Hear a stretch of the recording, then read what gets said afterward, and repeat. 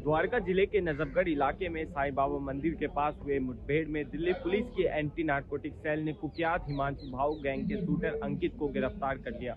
उस पर 25,000 रुपए का इनाम था और आरोप ये भी है कि दोबारा गैंगवार करने के इरादे में घूम रहा था। जबकि हाल ही में इसी गैंग के 4 शूटरों ने विरोधी गैंग के बदमाश रोहित लांबा पर करीब 15 राउंड फायरिंग की थी। पुलिस की जांच में सामने आया कि हिमांशु भाऊ, जो विदेश में बैठा गैंग लीडर है, सोशल मीडिया और इंस्टाग्राम रील्स के जरिए अपने शूटरों को लगातार उकसाता और टारगेट करता रहा है, जिनसे प्रभावित होकर हरियाणा के सोनीपत का 25 साल का युवक अंकित 2020 में इस गैंग से जुड़ा और तभी से सक्रिय अपराधी बन गया। एंटी नारकोटिक सेल ने तकनीकी निगरानी और सूत्रों की मदद से पहले 4 लॉजिस्टिक सपोर्टर और शूटरों को गिरफ्तार किया।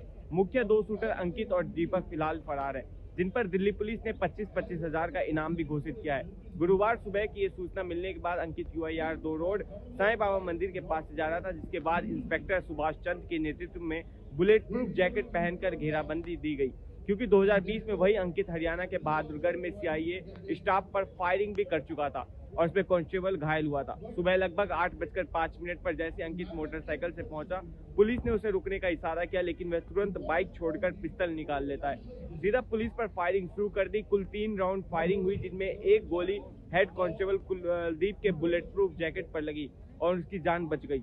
जवाबी कार्रवाई में SC कुलदीप ने 2 राउंड और महिला हेड कांस्टेबल सोनू ने 1 राउंड चलाया। पुलिस ने निशाने उसके पैरों पर साधा और एक गोली अंकित के दाहिने पैर में लगी, जिसके बाद अंकित को गिरफ्तार कर उसे काबू में लिया गया।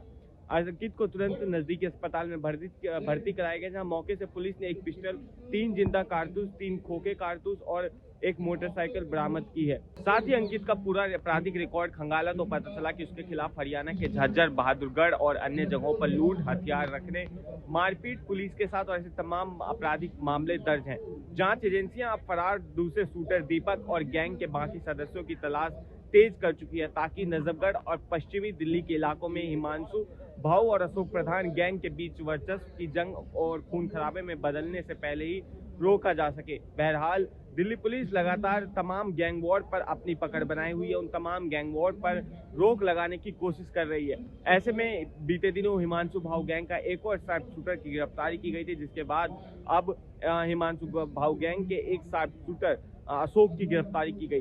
दरअसल ये पूरा मामला अगर देखा जाए तो एक गैंग का वर्चस्व बनाने का है, जहां पर अशोक प्रधान गैंग और वहीं दूसरी तरफ हिमांशु भाऊ गैंग के बीच लगातार वर्चस्व बनाने की लड़ाई जो है चलती आई है दिल्ली और दिल्ली से सटे हुए हरियाणा के राज्यों में। बहरहाल इस पूरी खबर की राय आप कमेंट में लिखिए और ऐसी तमाम अपडेट्स के लिए देखते रहिए punjabkesari.com दिल्ली। धन्यवाद।